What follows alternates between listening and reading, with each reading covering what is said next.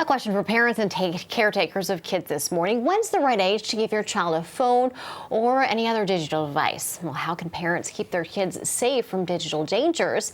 Back with us once again, Dr. Amy Alamar. Thanks so much for being with us. Good morning. Thanks for having me. It's always great having you here. Great insight. Now, this is a question. It's a debate. It's been ongoing for so many families. Yeah.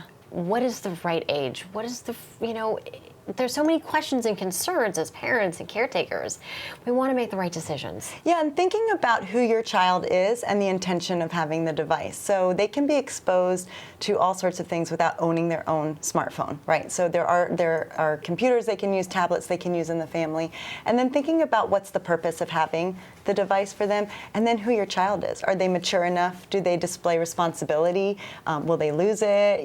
Can they keep track? And then what will their interactions be on it? Mm-hmm. Can you trust them? Mm-hmm. Yeah. So what do you suggest, getting a family device like a tablet and letting them start using that? And then at what age do you think, I know you're saying it depends on the child, but yeah, in general, well, in the average age, it used to be 12, and it's actually now between 10 and 12. So that's already different from, I think it was like 2012. So we've already seen, they're getting it younger. Okay. And I do think exposing them to devices early on, before getting their own, is a really important thing, because you're teaching them about what their interactions are, and not just on the internet, but with posts and things that they're doing with other people. Mm-hmm. And so you're teaching them that it's really important, and that you want them to understand that they're leaving what we call a digital footprint, right? They have to be digital citizens now.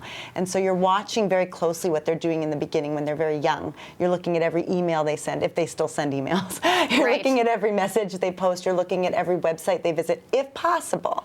Then when they get a little bit older, when you're comfortable, typically around middle school, you're easing off and you're allowing them more freedoms, more independence with it. Mm-hmm. That teaches them, this is really important.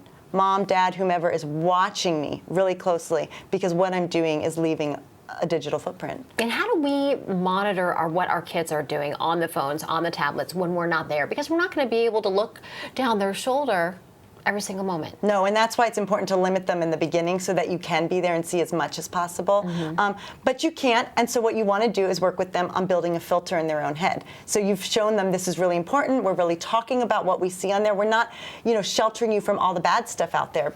And some of it's even just silly bad stuff, mm-hmm. right? So talking about it when you stumble upon a website that's inappropriate, really talking about it and giving them that filter, so that as they do it more on their own, they're able to say, oh, I need to actually step back from this, mm-hmm. or report it.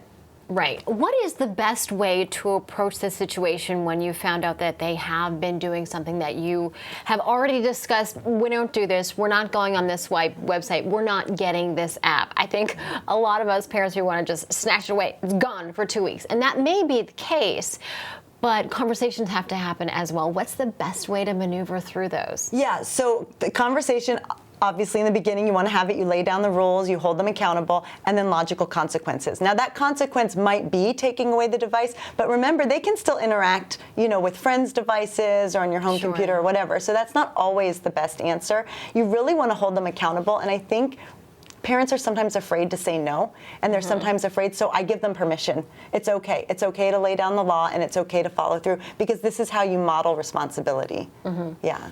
And what do you think about having kids chip in for the cell phone, either for the initial cost or the monthly fees? I think it's a great idea. I think any kind of budgeting, we talked about a couple months ago, I think it's really up to your family. Yeah, it's really up to your family and kind of how you budget for all sorts of things. But I think it's a great idea because it teaches them ownership of the phone, literally. Mm-hmm. And so, when it gets lost or broken or if something inappropriate happens, it's on them. Too. Yeah. Right. If they keep losing the devices, what do you do? If they keep losing the devices, if it's a pattern, I would definitely, there's a logical consequence there. You lose it, you don't have it, mm-hmm. right? And they definitely need to participate in buying a new one. All right, I have to talk to you about this.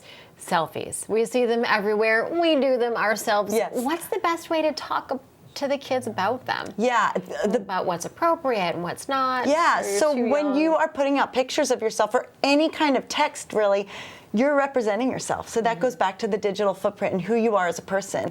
And it's really hard for kids to think forward about in 10 years, people will see this. So really maybe Googling yourself, Googling them, Googling people they admire, people they don't admire, and seeing what comes up and kind of showing them, what does a digital footprint really look like? And when you put out that text, somebody else can use it in a different way. You don't know how they're going to use it. Exactly. That's the thing. Yeah. All right. Amy, thanks so much. I really appreciate it. Oh, I my love when you pleasure. come on the show. It really gives me some great insight because I have a 12-year-old and we're going through it all at home. Yeah, So good thanks luck. so much. Me too. I appreciate it.